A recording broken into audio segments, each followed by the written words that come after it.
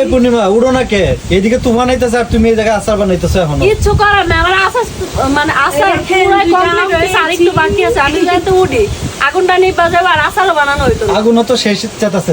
হ্যাঁ আগুন পারে না, আমারই খাইয়ে লেবে আজকে।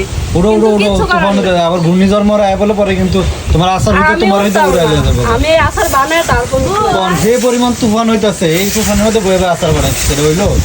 সবাই ভয়ে দরজা মরজা আটকে দিছে, আকাশে সেই মেঘ আর যে বাতাস, মানে যদি আপনাকে দেখাইতে পারতাম বা এই জায়গায় যদি থাকতেন বুঝতেন, মানে বাতাসে ভয় লাগছে। দেখান যাইব না যে আসলে কতটা বাতাস হইতাছে। ভয় লাগে না এরকম বাতাসে?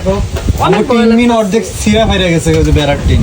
এই সাইড তো পুরো একদম বাতাসে ময়লায় ভরে গেছে, তারপর আমি ডাইকা দিছি সবকিছু, মানে আচার গুলো যাতে ময়লা না পড়ে। আর আস্তে আস্তে লাগতেছি যাতে ময়লা না হয়। তাড়াতাড়ি রোদ দাও, 3 মিনিট উড়াইলে যেতেছে গা। রান্নাঘর উড়াইলে যায়, রান্নাঘর উড়াইলে গেলে তোমার এই আচার আছে, তুমি ভয় লাগতেছে।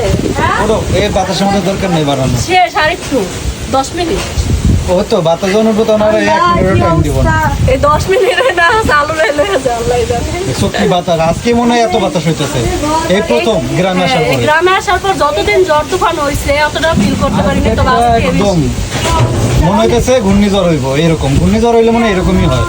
তবে আম পড়ছে জানি না কোন এলাকায় কি হইতাছে, অন্য অন্য এলাকাও হইতে পারে। হ্যাঁ এর হয়তো থেকে অনেক বেশি জায়গায়। বোঝা যাবে, এটা খবর দেখলে বোঝা যাবে। কারণ আমাদের উত্তরবঙ্গের এদিকে কিন্তু এরকম ঝড় তুফান প্রায়ই হয়, আর এগুলোতে কিন্তু অনেক দুর্ঘটনাও ঘটে। কয়েকদিন আগে যে ঠাডা পরে কয়েকজন মরছে। আল্লাহ মাফ করুন, তুমি ওই জায়গায় তো একজন মরছে। আমাকে এই জায়গায় মরছে, তাহলে বুঝো।